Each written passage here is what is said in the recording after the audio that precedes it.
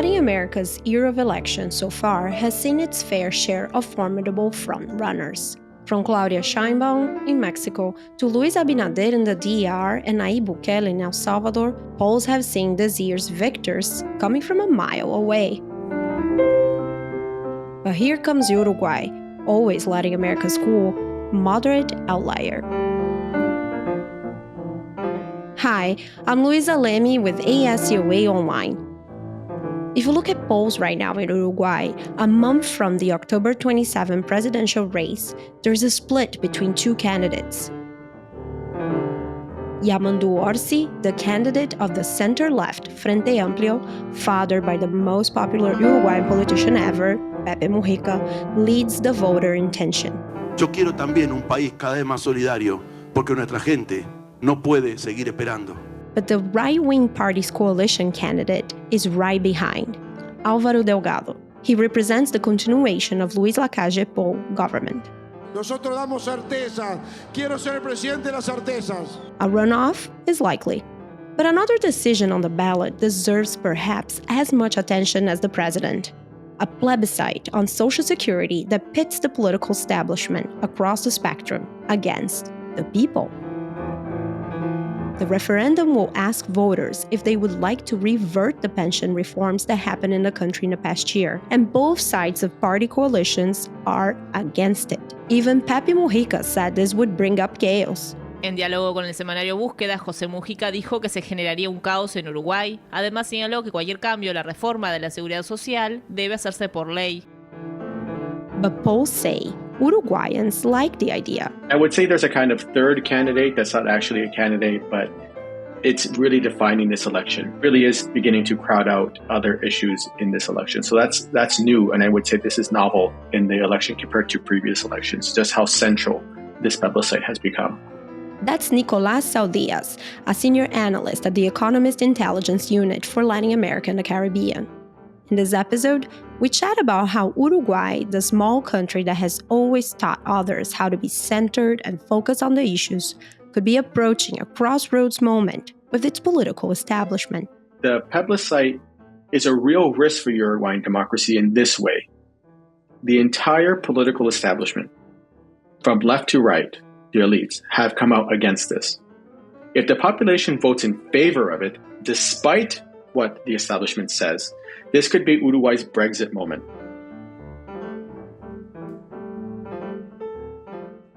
Reverting the reform would lower the retirement age from 65 to 60. Another change is that the minimum pension would have to be the same as the minimum salary. And another, private retirement plans would be basically nationalized. All of those are tricky propositions in times of aging populations and tight fiscal accounts.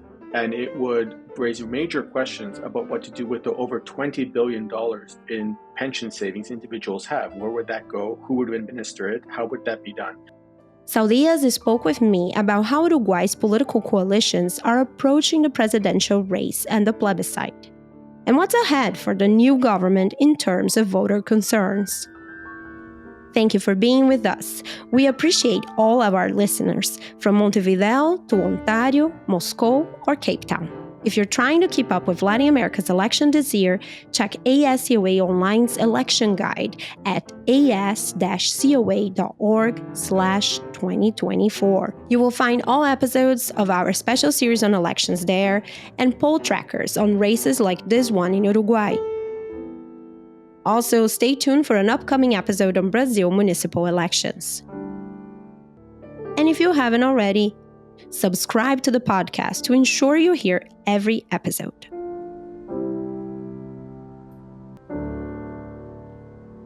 You're listening to Latin America in Focus. Latinoamérica en Foco. América Latina en Foco. A podcast by America Society, Council of the Americas on politics, economics, and culture in the region.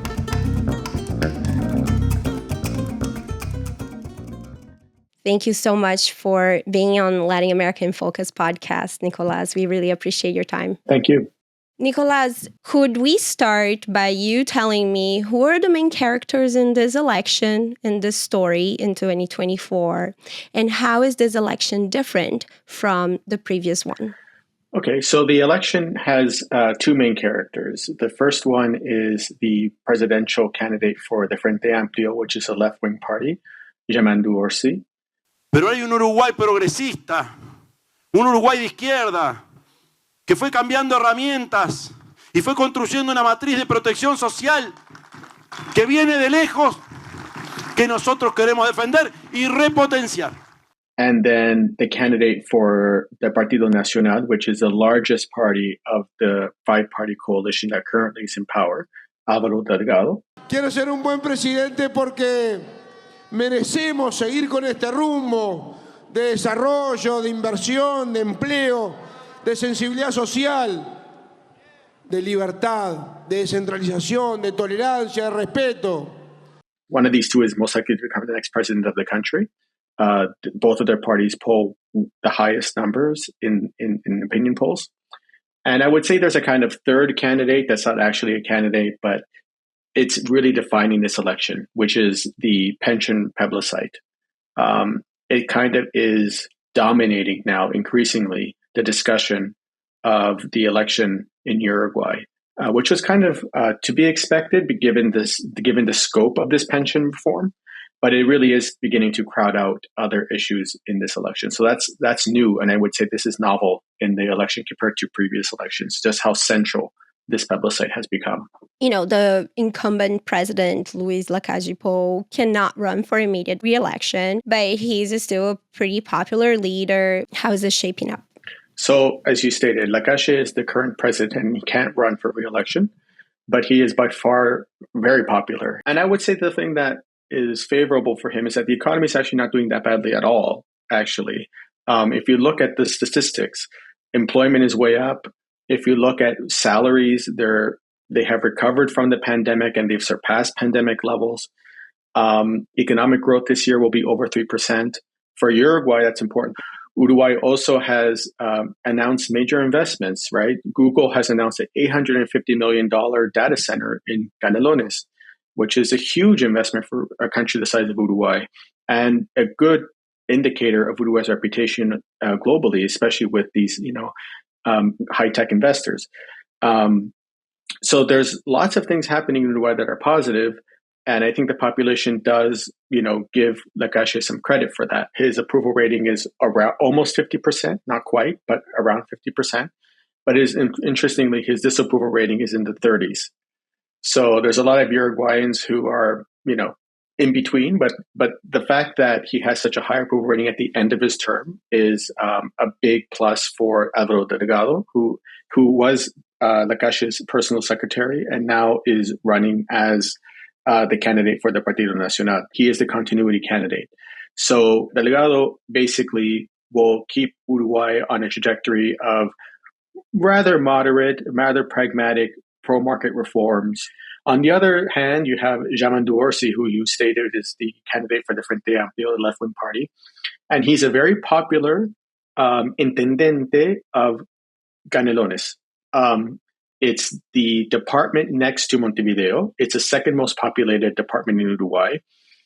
And it's often seen as a microcosm of Uruguay. It's like a little Uruguay. It has a big city, it has rural areas, and his popularity there propelled him to become the candidate for the Frente Amplio.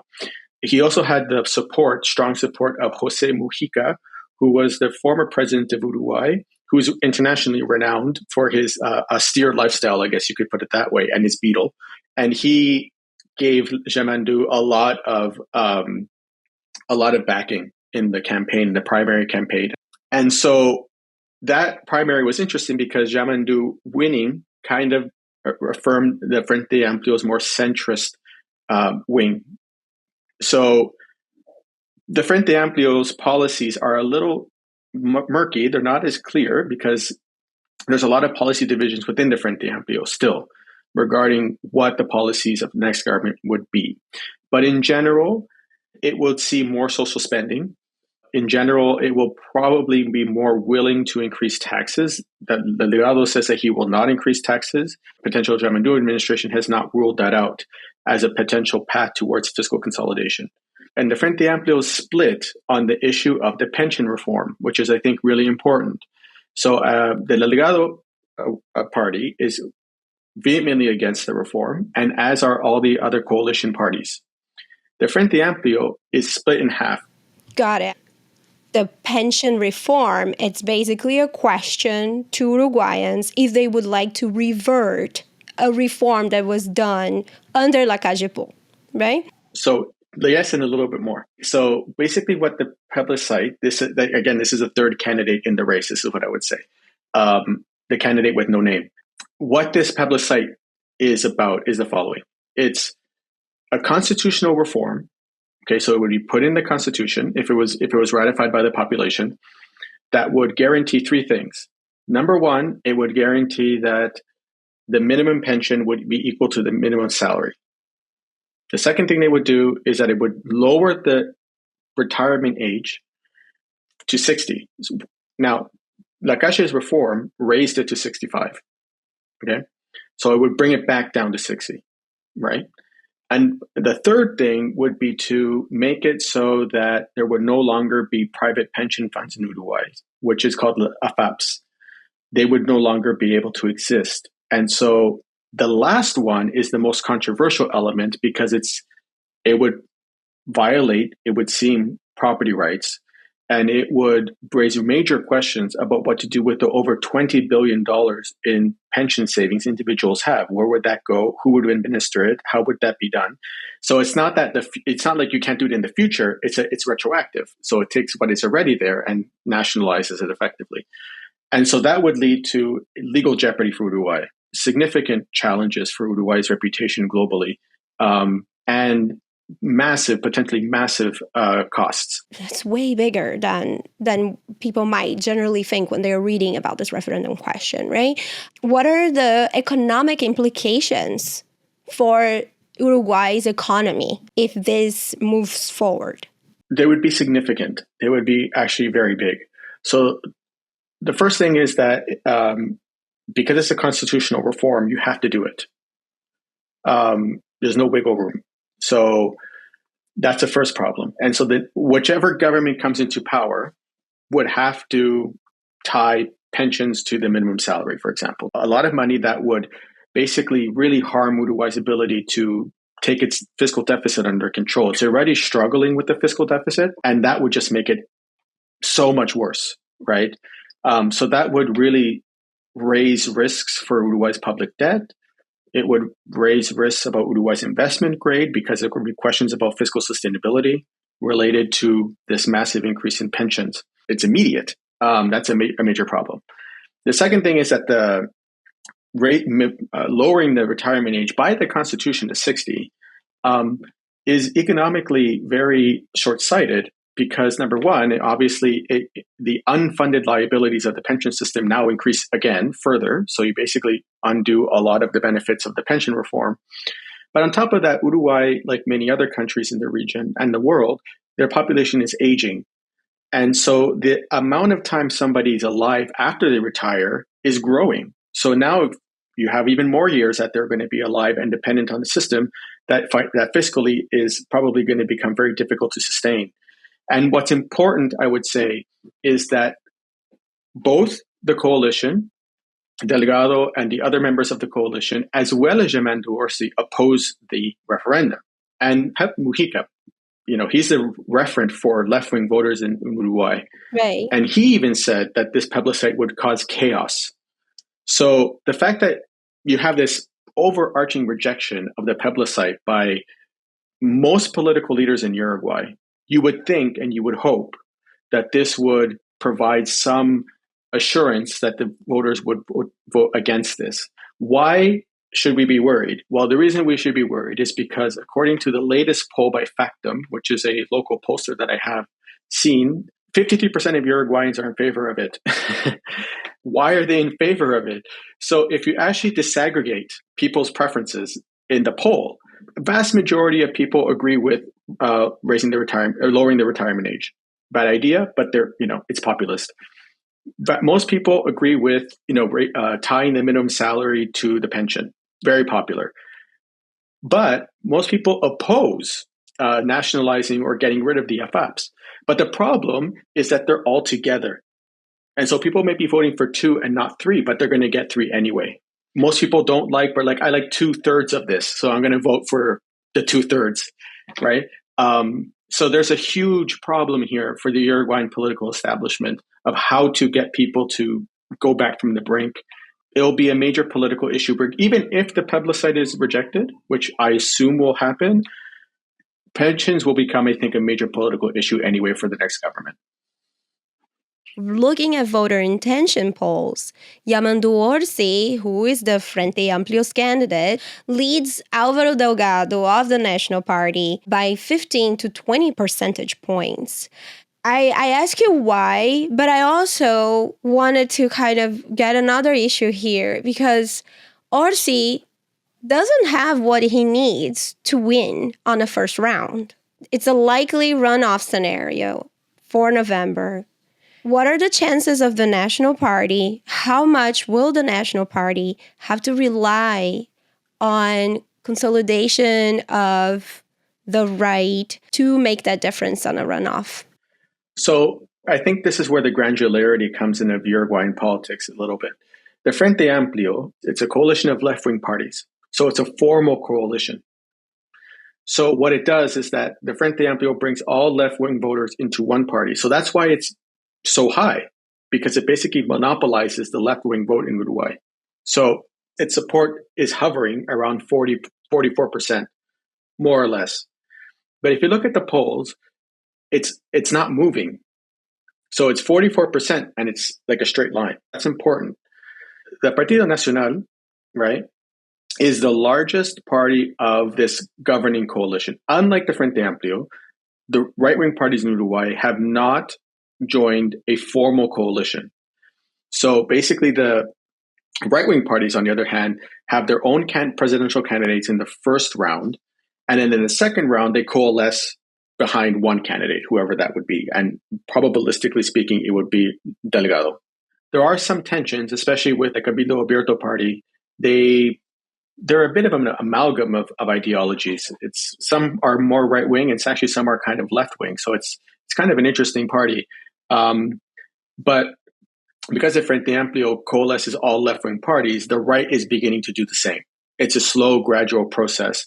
And so in order for them to defeat the Frente Amplio, they have to work together. So if you actually look at the polls, although the Frente Amplio is on its own the largest party, if you were to sum all of the coalition parties together, they would actually be higher. They're at 49%. Around 49%. So they actually have an advantage when you put them all together, right? And assuming that they all vote together, right? There's always a risk that some of these voters are going to vote for the Frente Amplio. But because of polarization, which is obviously a global phenomenon, I don't see that happening easily. I don't see voters who vote right-wing are going to easily vote for a left-wing party and vice versa. So Uruguay is effectively a two-party system, acts as if it isn't. In terms of Orsi is a really interesting person. He's extremely likable. He is folksy. And in Uruguay, that's a good thing, right? People like a folksy kind of guy who drinks mate and, who has idioms and says quirky, weird things, O se podría decir distinto, que los uruguayos, como dice alguien, somos argentinos sin intensidad. Yo les envidio la intensidad que tienen. And people like that. I like that. The biggest example of that is Mujica, right? Exactly, right. And actually, people see his political personality kind of, not mimicking, but very kind of similar, let's put it that way, to Mujica, no? So he has that personal quality that I think people like. Lacalle has that too. Remember, Lacalle, his big thing is that he can walk down the street. He could eat at a restaurant. He's just like you and me. Uruguayans are very anti-elitist, very egalitarian, right? So there's a kind of rejection of elitism. And so that kind of everyday man sort of thing is favorable for Yamandu. He's very personable. He's very likable. That's a plus and a minus. And the minus of it is that sometimes you could be not as accurate with your language as you want. And you can start making some faux pas in terms of what you say. And so like there was a example, he was in Buenos Aires and he was in front of Argentinian investors and he says, Uruguayans are Argentinians, but without the intensity. And that fell flat in Uruguay because it's like, we're not Argentinians, right? Like, no, that's if anything, I said he should have said the opposite. At least that would have been a little bit better, right? The other thing that I think he faces is that the Frente Amplio coalition is a lot more fractious than it used to be. So Orsi has a problem, and the problem is that the Frente Amplio is a wide coalition of parties, from center-left parties to far-left parties. And the far-left parties, like the Partido Comunista, support the plebiscite. And the unions, which are actually very strong and powerful in Uruguay and are dominated by far-left actors, the PCNT is the name of the Union Federation, was actually the major proponent of the plebiscite. Orsi opposes the plebiscite, right?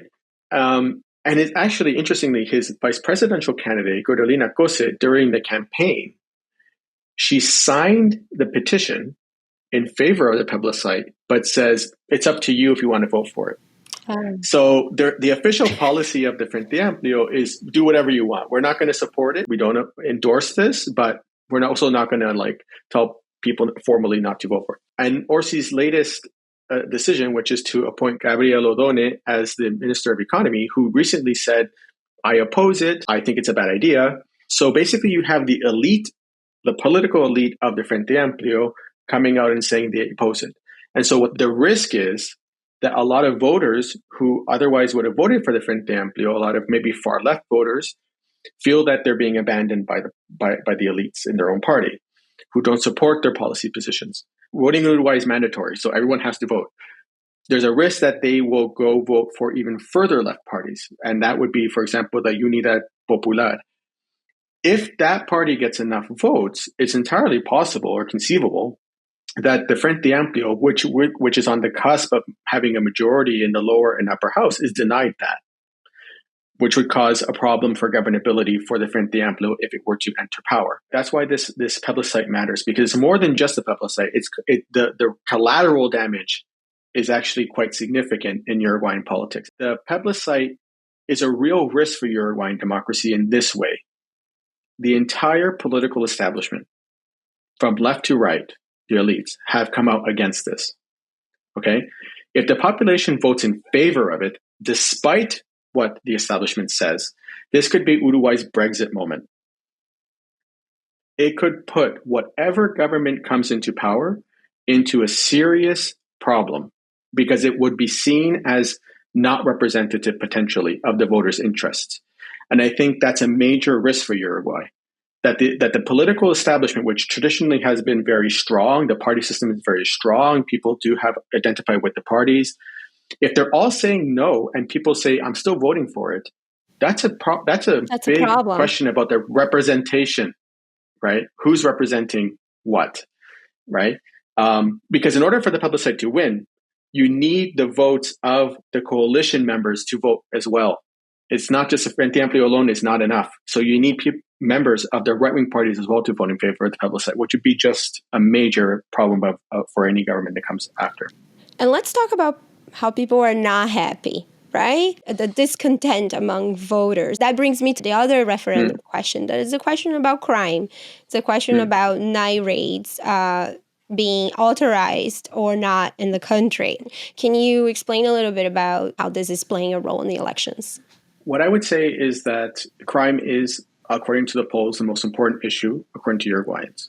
And crime has declined. It has begun to decline again, but it's still at elevated levels. And it's certainly at higher rates than what Uruguayans perceive as their country, right? They perceive it as a peaceful country, but I think that perception is slowly being eroded. A statistic I throw out that is quite kind of shocking is the homicide rate in Uruguay is about 11 per 100,000. In Chile, it's about 6. In the U.S., it's also about 6. So Uruguayan's homicide rate is double the U.S. And Uruguay has a lot of problems with domestic violence as well, unfortunately.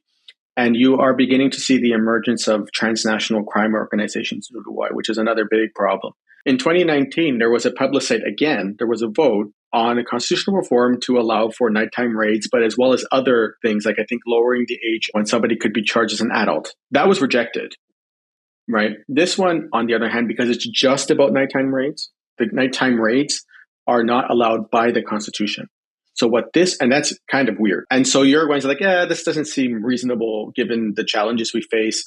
So most Uruguayans, according to polls, about 70%, between 60 and 70% are going to vote in favor of this. All the parties except the Frente Amplio has come out in favor of this particular night raid reform. So that I don't think there's any doubt that that's going to pass. And I think it just speaks to this gradual awareness that Uruguay is becoming just another Latin American country in some unfortunate ways, right? Like in terms of crime and security. The problem of child poverty is becoming more apparent. The problem of low educational opportunities and attainment is also a major problem. So Uruguay has a lot of really complex problems that the political establishment is struggling to deal with. What I call Uruguay is theatric polarization, right? It's kind of like there's a lot of noise, and the policies, they're not actually that different. Whoever comes to power, there will be some differences, but it's not going to be like, oh my God, this is like it's not like Milei or Cristina Fernández de Kirchner, right? This is not what that is. That makes me think about a question like on foreign policy. Are there major differences for foreign policy between the National Party and the Frente Amplio, how they see questions like Venezuela, for example? I would say this is one area where there is difference. The Frente Amplio, I believe, would be more willing to agree with Lula's vision of Mercosur, for example. So the Lacalle currently is trying to seek free trade agreements with third countries, China, for example. But it's being blocked, or it has been blocked, by resistance from Brazil and previously Argentina. Now, Milei obviously agrees with Lacalle and says, oh yeah, we should get as many free trade deals as possible, right? So if Orsi is elected, I do think that's one area where Uruguay would retrench its policies. It's probably going to be kind of like not like a formal saying, oh, we're done. The government won't emphasize it. And so it kind of just disappear. And so Lula and Orsi will be a much stronger relationship than currently. Another area of difference, I would say, would be Venezuela. Lacalle has been one of the strongest voices opposing Maduro's election fraud. At the UN, his last speech, he made an impassioned plea about this. Orsi, unfortunately, it seems to be, he has called Maduro a dictator, which is good. The Frente Amplio has avoided that language for a while because, again, the coalition is very fractious, and the far left faction of the Frente Amplio does not see Maduro as a dictator. They use euphemisms. The problem, though, is when asked, Orsi asked by the media, will you invite Maduro to your inauguration? Instead of just saying no, which is what you would expect, he's like, I don't know, I haven't thought about it. So when you have that kind of equivocation, although I do think Uruguay would still condemn Venezuela in some ways, it won't be a vigorous condemnation. Uruguay's foreign policy under Orsi will look a lot more like Lula's foreign policy, while Lacalle's foreign policy would be much more aligned with like the United States. Nicolás Saldías, thank you so much for being here with us today. No, thank you for the opportunity. It was fun. Thank you for listening. I'm your host, Luisa Lemy. This episode was produced by our associate producer, Kalia Robertson, and Fabricio Ricalde. I'm executive producer for the show. The music in this episode was 3 Points of View by Gustavo Casenave, performed for America Society. Find out about upcoming concerts at musicoftheamericas.org. You can catch the video of this performance on the notes for this episode and others on our YouTube channel.